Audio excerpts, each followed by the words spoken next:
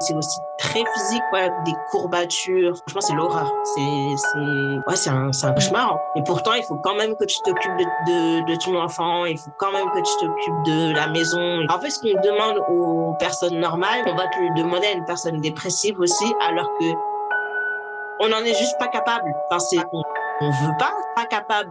C'est un cauchemar, en fait. État d'âme, un podcast qui vous embarque dans l'esprit et le corps des femmes.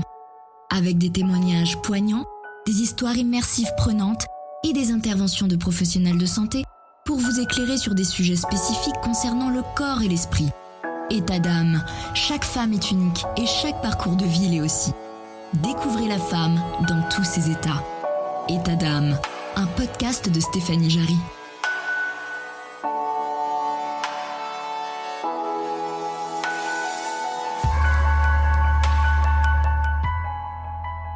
On entend de plus en plus parler de la dépression postpartum et je trouve ça vraiment génial parce que c'est quelque chose qu'on n'entendait pas parler avant. On s'en sort pas toujours seul. C'est pour ça que je trouve qu'il est primordial d'en parler parce que c'est des sentiments avec lesquels on peut avoir honte, que c'est absolument pas normal en fait. Enfin, avoir une dépression postpartum, c'est normal dû aux variations des hormones, mais c'est pas normal d'en avoir honte et c'est plus normal d'en parler justement. Normal à partir du moment où tu te fais aider.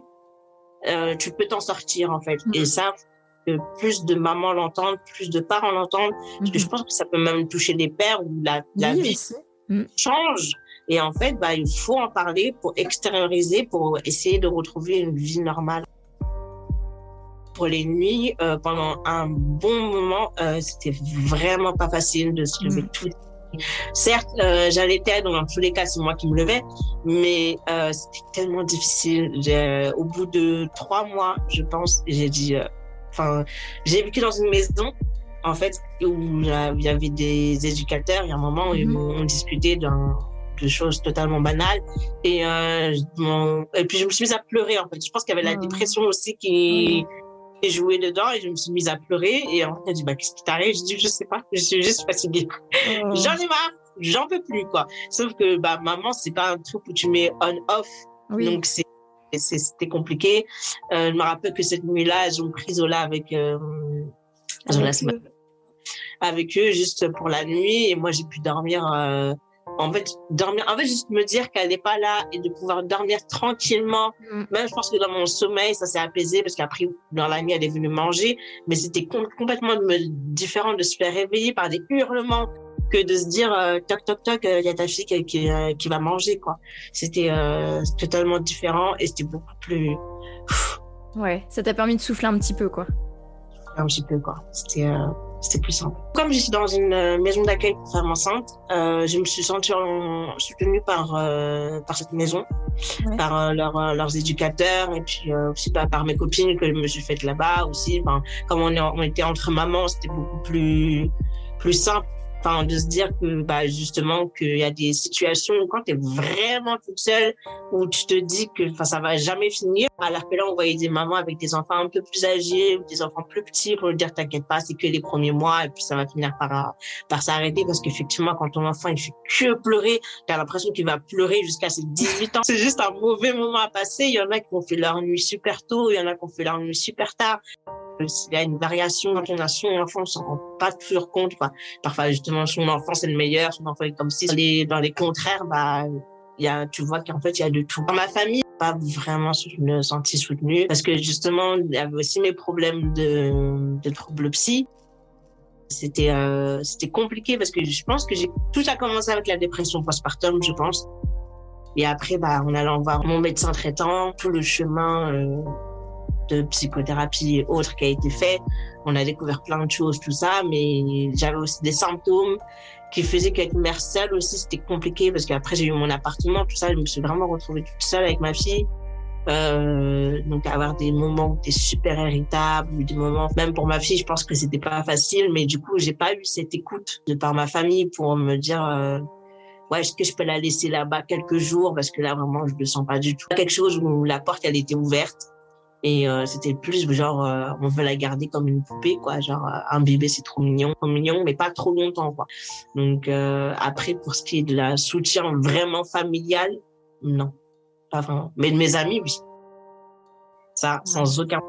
Je pense que ça parlera aux gens qui ont été dépressifs, mais tu sais que c'est quand t'as mal aux jambes, c'est juste un cauchemar et c'est compliqué quand t'es tout seul justement et c'est là où j'insiste sur le fait qu'il faut demander de l'aide parce que tu t'en sortiras pas tout seul. Tu t'en sortiras pas à te dire oui demain je vais le faire. Ah oui mais demain tu vas redire la même chose, je vais le faire et tu le feras jamais. Ou même si tu vas le faire, ça va te prendre des plombes pour des trucs super simples quoi.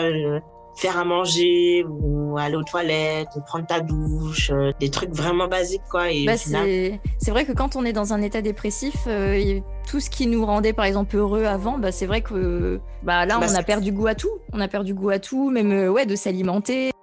C'est pour ça que je dis que je t'admire, parce qu'avec un enfant en bas âge que t'aies su gérer une fois que t'as été dans ton appartement toute seule, franchement c'est encore plus compliqué qu'une mère célibataire qui va bien, Enfin non, franchement, bravo.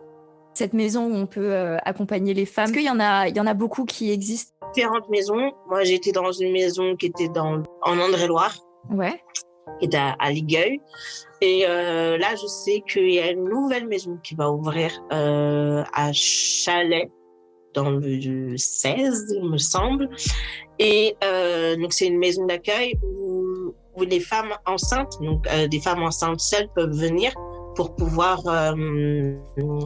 être soutenues et ne pas passer une grossesse toute seule si elles ont été si le père n'a pas voulu les accompagner dans ce parcours ou la famille ou quoi que ce soit, ou parfois si elles n'ont pas de maison ou de logement. Ça permet de pas vivre toute seule parce qu'une grossesse ça peut être long et ça se passe pas toujours bien et où ça peut se passer très bien aussi mais c'est bien de se sentir soutenu, d'être accompagné, d'être soutenu tout simplement. C'est génial ça, ouais. Et du coup là c'est des maisons où 2 éducatrices vivent directement dans la maison, donc elles sont là 4, donc la nuit ou le jour s'il y a un problème elles sont là, donc pour accompagner en voiture, pour les rendez-vous ou des choses comme ça. Je sais que dans cette maison, elles accompagnent les mamans dans les limites des 3 ans de l'enfant. Donc, c'est vraiment, quand tu arrives, tu peux déjà te reposer. T'as pas la pression de faut que je trouve un travail, comment gagner ma vie. Ça, c'est des pressions, mais où c'est vrai qu'on vit pas d'amour et d'eau fraîche. On vit quand même dans un pays où on a énormément de chance, où il y a énormément d'aide, où on peut se permettre de souffler et de passer du temps avec son bébé. Je trouve que c'est quelque chose de vraiment génial, mais que du coup, je pense qu'il y a vraiment pas beaucoup de gens qui sont au courant de toutes les aides qui peuvent exister. On les découvre généralement que quand on attend un enfant, alors que là du coup tu vois, on peut prendre, c'est mieux de prendre une décision en ayant toutes les portes ouvertes. Oui, il y a ça, il y a cette aide là qui est possible. Tu sais que moi je savais même pas que quand on avait moins de 25 ans par exemple, on pouvait toucher les RSA quand je suis tombée enceinte de ma fille.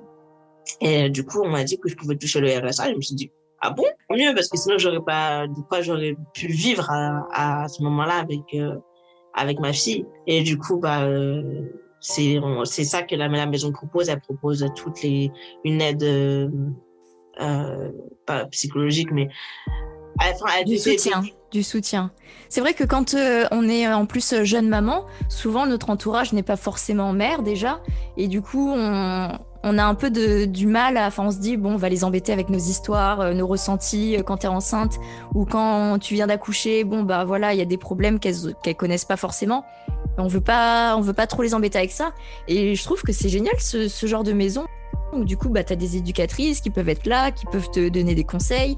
T'as les autres mamans aussi qui vivent à peu près les mêmes choses ou qui ont vécu ces choses-là et c'est génial. Et comme ça, après, plus tard, comme ça, imagine, tu passes, 3 mois toute seule avec, 3 mois avec ton bébé. Tu te dis, tiens, maintenant, j'aimerais bien, reprendre des études. C'est quelque chose que tu peux faire parce que t'as pas cette pression de se dire, parce que même en dehors du fait d'être mère, on a cette pression faut trouver un métier, il faut trouver un moyen de gagner sa vie honnêtement.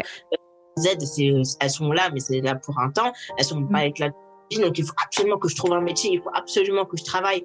Alors que là, t'es posé, tu te dis, ok, même si telle formation me prend 3 ans, eh ben, je vais quand même le faire parce que 3 ans dans une vie, c'est quoi? Par exemple, j'avais 20 ans et que dans 3 ans, j'aurai 23 ans. Dans 3 ans, tu auras toujours 23 ans. Commencer une formation qui va peut-être être longue et laborieuse, que de se dire, oui, mais en attendant, je vais vivre de quoi ou de quoi que ce soit, quoi. C'est un endroit où tu es en paix. Aucune pression. Tu es en fait dans une bulle où ce que la société te dit, ce que tu dois faire, t'es enfermé dans une bulle qui te protège, où tu te dis, il faut que tu fasses ce que toi, tu as envie. Là, tu as le temps de penser à toi et de te centrer sur toi et ton bébé. Je veux dire que c'est vraiment possible. Et c'est ça que j'ai appris là-bas aussi, que tout est possible, même avec un enfant. Et avoir un enfant, c'est pas la fin de la fin, c'est pas la fin d'une vie, quoi, même quand t'es seule. Eh bien, du coup, on va finir sur cette très jolie phrase. En tout cas, merci à toi pour ton intervention. État d'âme, un podcast qui vous embarque dans l'esprit et le corps des femmes. Avec des témoignages poignants, des histoires immersives prenantes et des interventions de professionnels de santé pour vous éclairer sur des sujets spécifiques concernant le corps et l'esprit. État d'âme, chaque femme est unique et chaque parcours de vie l'est aussi. Découvrez la femme dans tous ses états. État d'âme, un podcast de Stéphanie Jarry.